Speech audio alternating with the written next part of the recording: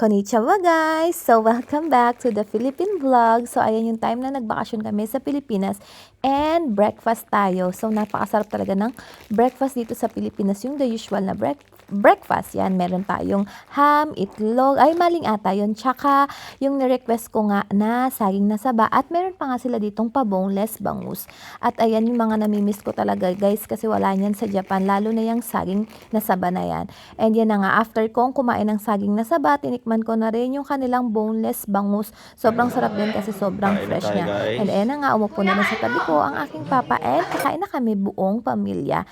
And after naman namin kumain ng napakasarap na agahan, umakyat naman kami dito sa kanilang family room, yung family room nung mismong may-ari.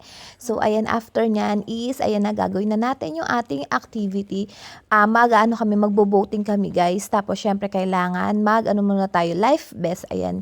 Ayan, pati mga bata is magsusuot para safe. Tapos, ako, isinutan pa nga ako ni ate, kahit hindi ko kasi alam, tsaka natatakot nga ako, sabi ko sa kanya. And, ayan na nga, yung ating preparation bago tayo mag-boating. So, ayan, pati yung mga bata is prepared na. At ayan na nga, nandiyan na kami sa boat. Ready na kami. At sabi namin is picture muna kami. And yung magdadrive is yung driver talaga na laging nakatoka every time na may mga guest daw or may mga kaibigan na pumupunta dito, ang aming VIP client. At ayan naman yung makikita nyo sa paligid guys, may mga iba't iba din or may mga iba-iba ding villa or may mga may-ari din yan siya guys.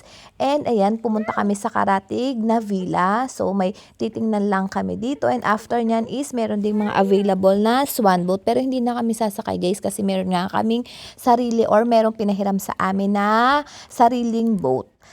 And ayan, sumakay naman kami ng jeep ngayon. Papunta na naman sa kabilang villa. Magkakaratig or magkakatabi lang kasi mga villa dito, guys. And then, after namin maningin-ningin at umikot, babalik na kami dito sa may pinag-stayhan naming villa. So, ayan, ilalapit na uli yung boat para magdock or para huminto na siya, guys.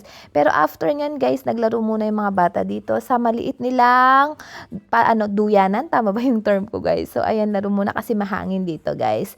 And after nun is, nag-ikot-ikot kami uli kasi sabi ng aking VIP client or na aming kaibigan, ikutin daw namin yung mga villa or kung ano yung makikita dito, baka gusto daw namin itry. For example, yung mga ibang mga kwarto or yung mga ibang mga lugar is katulad nito, may table tennis, may basketball court, kay sobrang dami available dito. Kung gusto talagang mag-relax is kahit hindi ka na lumabas ng buong villa, pwede mong gawin kung ano yung gusto mong gawin. Ito naman is rooftop naman siya guys, na parang katulad sa Korea na pwede kang magpailaw tapos mag-inuman kayo sa taas.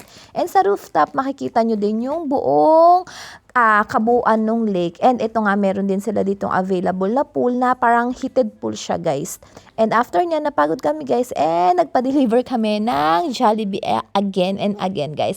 And ito pala yung kwarto namin guys. Hindi ko na napakita nung unang araw dahil sobrang excited nga yung mga bata na mag-pool. So ayan, medyo gutsa-gutsa na siya guys kasi nagamit na namin. So, ayan uli guys, yung kabuuan ng villa, pati nung kanilang view na lake. So, ayan siya guys, sobrang sarap ng staycation namin. Ang sarap ng food, ang fresh ng hangin, ang init at ang ganda ng pagtanggap sa amin nung mga nag-aasikaso. So, again, salamat sa panonood guys and see you on our next one. Matane! Bye!